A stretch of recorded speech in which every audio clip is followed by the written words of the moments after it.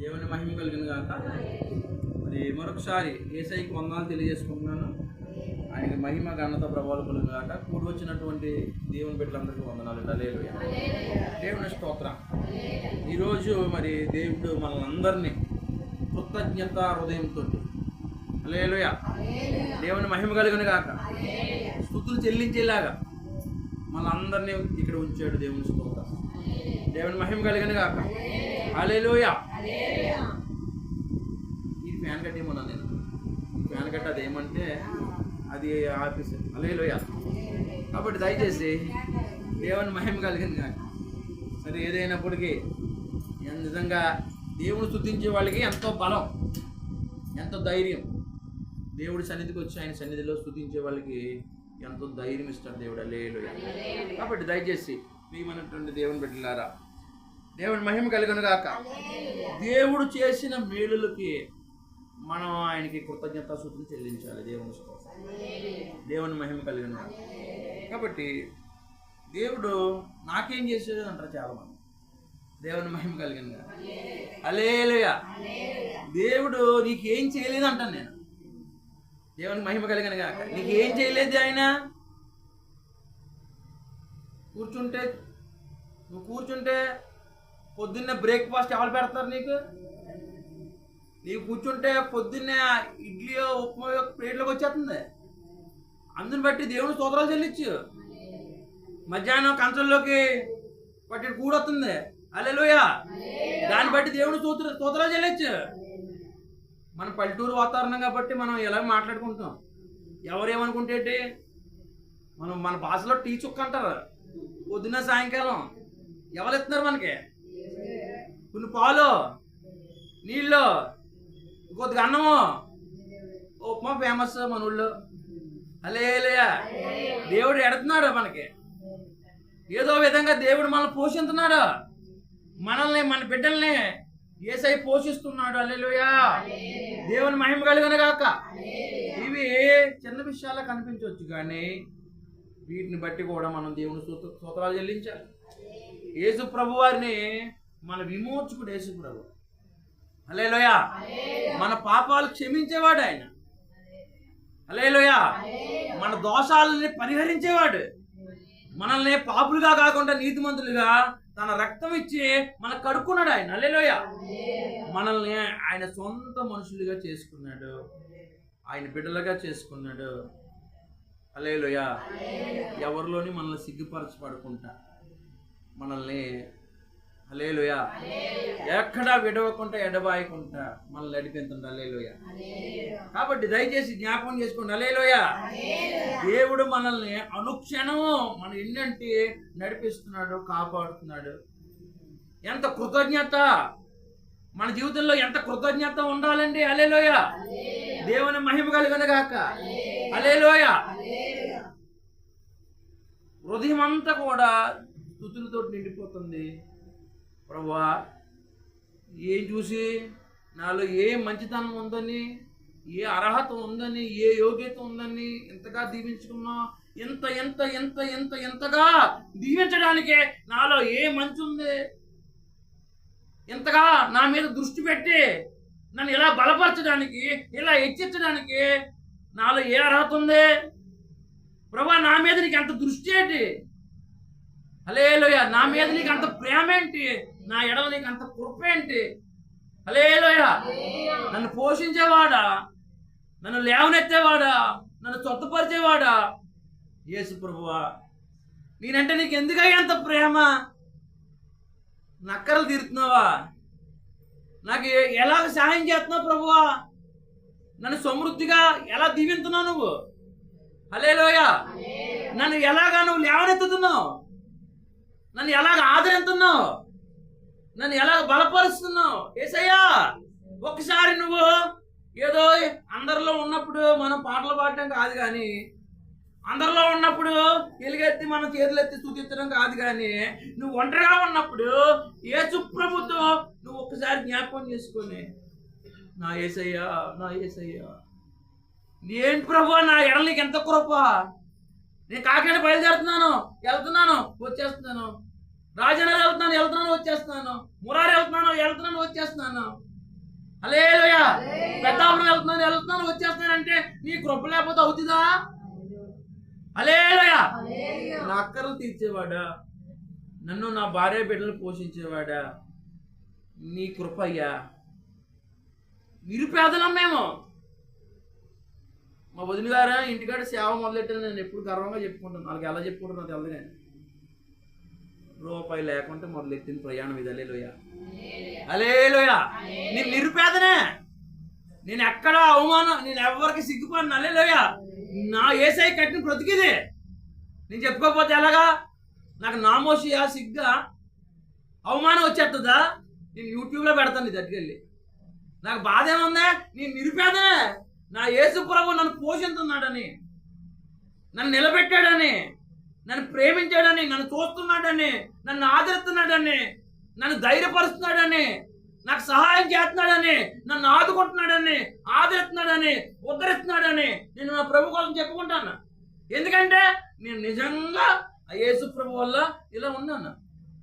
దేవుని మహిమ కలుగును గాక. Hallelujah. Praise the Lord. Hallelujah. నేనేంటో, నా బ్రతికేంటో నాకు తెలుసు. హల్లెలూయా.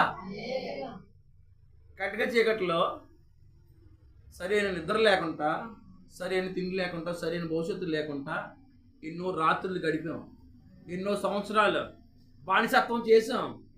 హల్లెలూయా. దేవుని మహిమ కలుగును గాక. ఎంతో కాలం దిక్కు లేకుండా బతికాం. కష్టాలు ఎన్నో చూసాం. ఎప్పుడు కూడా ఈ కష్టాలు కరిగిపోవేమో, కొండల్లాంటి కష్టాలు జీవితంలో ఎదుర్కొన్నాం. మన ముందు నడిచే యెహోవా, ఆయన కృపను బట్టి మనం ఏదో నీతిమంతులమని, మహా ప్రార్థనా పరులమని, మనం ఏదో గొప్ప టోళ్ళమని కాదు, ఆయన పేరు పెట్టుకున్నాం. హల్లెలూయా. దేవునికి స్తోత్రం. హల్లెలూయా. దేవుడికి మనం అంటే ఎంత ప్రేమ చూడండి. హల్లెలూయా. దేవునికి స్తోత్రం. హల్లెలూయా. ఇక్కడ మా అమ్మగారి గురించి నాకు చెప్పడం ఇష్టం లేదు, కానీ హల్లెలూయా, మా అమ్మగారిని దేవుడు ప్రేమించాడు. మా అమ్మగారి ప్రార్థన ఎక్కడికి పోద్దండి? నేనంటే మా అమ్మకి ఎంతో ప్రేమ. హల్లెలూయా. ఆ యేసు ప్రభు వారి సన్నిధిలో హల్లెలూయా, నా కొడుకుకి నువ్వు ఆధారం చూపించాను. ఇప్పుడు కూడా అక్కడికి వెళ్ళి, ఏమో మా అమ్మకి జీవం లేదా, చచ్చిపోయిందా? మా అమ్మ బ్రతికే ఉంది. యేసయ్యలో మా అమ్మ బ్రతికే ఉంది. చనిపోయింది మా అమ్మ? హల్లెలూయా. మా అమ్మ నాన్న కూడా బతికే ఉన్నారు. మా అమ్మమ్మ మావయ్య కూడా బతికే ఉన్నారు. మా బావ కూడా బతికే ఉన్నాడు. హల్లెలూయా. మనం చనిపోలేదు, ఎందుకంటే యేసయ్య మనల్ని మరణం నుంచి జీవంలోకి దాటిచ్చాడు. ఎన్ని ఆశీర్వాదాలు. మేము మళ్ళీ చూస్తాం వాళ్ళందరినీ. ఈ లోకంలోంచి అయితే మాయమైపోరేమో, కానీ ఇక్కడే మనం వెళ్తాం కదా. హల్లెలూయా. ఇవన్నీ ఆశీర్వాదాలు ఇవి. మనం బ్రతకడమే, మళ్ళీ మనం చనిపోయిన వాళ్ళు కూడా చూస్తాం. దేవుని మహిమ కలిగింది కాక. అంతేకాకుండా దేవునికి స్తోత్రం. హల్లెలూయా. ఈ లోకంలో ఉన్నంతకాలం దేవుడు మనకు తోడే ఉన్నాడు. ఎన్ని మేళ్ళండి, ఎంత ధన సాయం చేస్తున్నాడు మనకి. నెలొత్తులకి మనం ఎక్కడా సిగ్గుపడకుండా మన అప్పుల ముందు మనల్ని ఎలా నిలబెడుతున్నాడు. హల్లెలూయా. దేవునికి స్తోత్రం. దేవుని మహిమ కలిగిన కాక. మన ఇళ్ళ మధ్యలో, మన చుట్టూ ఉన్న వాళ్ళ మధ్యలో మనల్ని ఎలా నిలబెడుతున్నాడు. మన బంధువుల దగ్గర ఎలా నిలబెడుతున్నాడు, మన స్నేహితుల దగ్గర ఎలా నిలబెడుతున్నాడు. యేసు ప్రభువా, ఏంటి ప్రభువా, ఎంతగా దీవించడానికి నేను ఏ పాటు వాడిని? నాలో ఏ మంచితనం చూసావు, ఏ యోగ్యత చూసావు? నేనంటే ఎందుకు ప్రభు నీకు ఎంత ప్రేమ? హల్లెలూయా. దేవుని మహిమ కలిగిన గాక.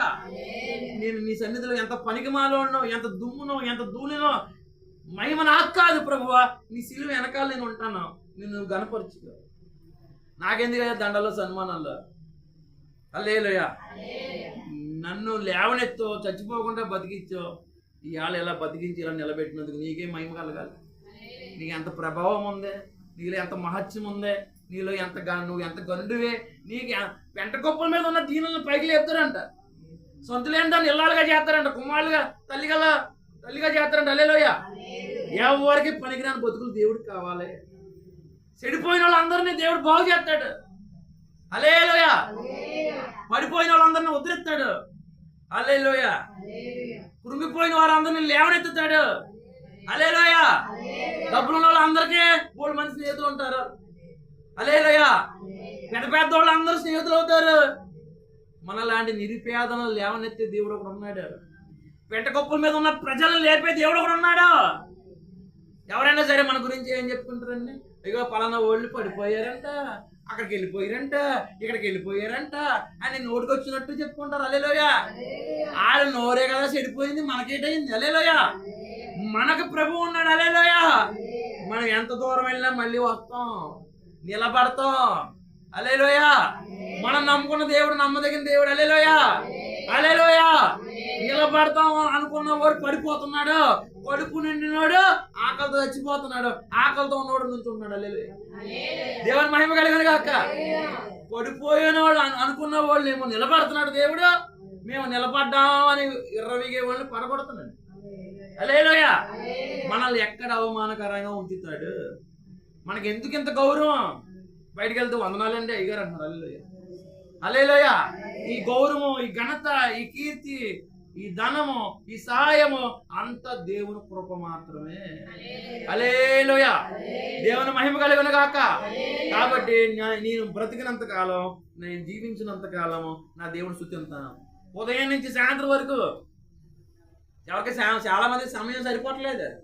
నేను 4-5 ఆరాధనలకు వెళ్తున్నాను, సమయానికి వచ్చేస్తున్నాను. మీరు ఎన్ని ఆరాధనలకు వెళ్తున్నారు? ఒక ఆరాధనకు వస్తానికి ఎంత ఇబ్బంది పడుతున్నారు మీరు? ఇన్ని సంఘాలకు వెళ్ళి. హల్లెలూయా. దేవుని స్తోత్ర. మీరు వచ్చి ఒక్క మందిరంలో కూడా ఆరాధనకి రావాలి కదా. దేవుని మహిమ కలిగిన గాక. హల్లెలూయా. మనం దొరలుగా తిరగాలంటే యేసయ్య సన్నిధిలో దేవుని స్తోత్ర మనం స్తుతించాలి. ఆయన సన్నిధికి మనం నాగాలెట్టకూడదు. హల్లెలూయా. దేవుని మహిమ కలిగిన గాక. నేను దేవుడి మందిరంలో మనకు ఆయన సూర్యకాంతి ప్రకాశిస్తుంది. హల్లెలూయా. ఆయన వెలుగు ప్రకాశిస్తుంది. నేను మందిరానికి వెళ్ళినప్పుడల్లా ఆయన వెలుగు వచ్చేసి నా చీకటి వెలుగుగా మారిపోతుంది. హల్లెలూయా. మా వదిన అడగండి, ఇక్కడ ఉన్నా మీకు తెలుసు. నేను ఎప్పుడైనా మందిరాన్ని వదిలేనేమో? మందిరాన్ని వదలలేదు. ఎప్పుడు ఎన్ని సాకులు ఉంటాయో చాలా మందికి. హల్లెలూయా.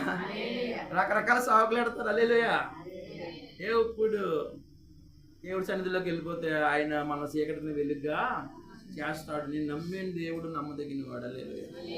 ఆయన స్తుతించడానికి యోగ్యుడు. హల్లెలూయా. అంతా యేసుకే మహిమ కలగాలి. హల్లెలూయా. హల్లెలూయా. యేసుకే మహిమ కలగాలి. హల్లెలూయా. ఎందుకంటే మనల్ని చేరదీసినోడు, ఉద్ధరించినోడు, ఆదరించినోడు యేసు ప్రభువే. దేవుని మహిమ కలిగిన గాక. మనకి ఏదైనా ఉందంటే, కలిగిందంటే దేవుడిచ్చిందే. ఎవరైనా పిలిచి రూపాయి ఇచ్చారంటే నీకు దేవుడు ఇచ్చినట్టే. రూపాయి ఇచ్చిన దేవుడు ఇచ్చినట్టే. హల్లెలూయా. నేను ఎవరైనా ప్రేమిస్తున్నారా? అది దేవుడు వాళ్ళని నీకు అలా చేసాడు కాబట్టి. నిన్నెవరు పట్టించుకుంటారమ్మా? నువ్వు ఎవరికి కావాలి? నిన్ను పిలిచి పలకరుతున్నారంటే దేవుడు పిలబట్టి, దేవుడు ఉండబట్టి ఆ ఆదరణ కలుగుతుంది. దేవుడు లేకపోతే ఏ ఆదరణ, ఏ మెప్పు, ఏ ఘనత, ఏ దీవెన, ఏ ఆశీర్వాదము మనం పొందలేం. మరి నేను దారుణంగా చెప్పాను, ఒట్టి తాగిన ప్రభు ఇచ్చిన కృపే. హల్లెలూయా. మీ అమ్మ ఎవరైనా నీకు ఏడుగా కొద్ది టీ ఇచ్చి చేతిలో పెట్టిందా? ఎచ్చగా ఆయన దండం పెట్టిందా? దేవుడి దయ్యా. ఏదో పెద్ద చాలా మందికి పెడితే తినలేని వాళ్ళు ఉన్నారు తెలుసా? దేవుని మహిమ కలిగిన గాక. అంత దేవుని కృప వల్లే ఇలా జరుగుతుంది. నిన్ను హెచ్చించాలనుకున్నాడు, దీవించాలనుకున్నాడు. హల్లెలూయా. దేవుని మహిమ కలిగిన గాక. నీ మీద దృష్టి పెట్టాడు. నీ మీద ఆయన ప్రేమ ఉంది, కృప ఉంది. చక్కగా బ్రతుకుతున్నామంటే ఆయన కృప. హల్లెలూయా. కాబట్టి దేవునికి మహిమ, ఘనత, ప్రభావాలు కలుగును గాక. హల్లెలూయా. హల్లెలూయా. దేవుని స్తోత్ర. హల్లెలూయా. దేవుని మహిమ కలిగిన గాక.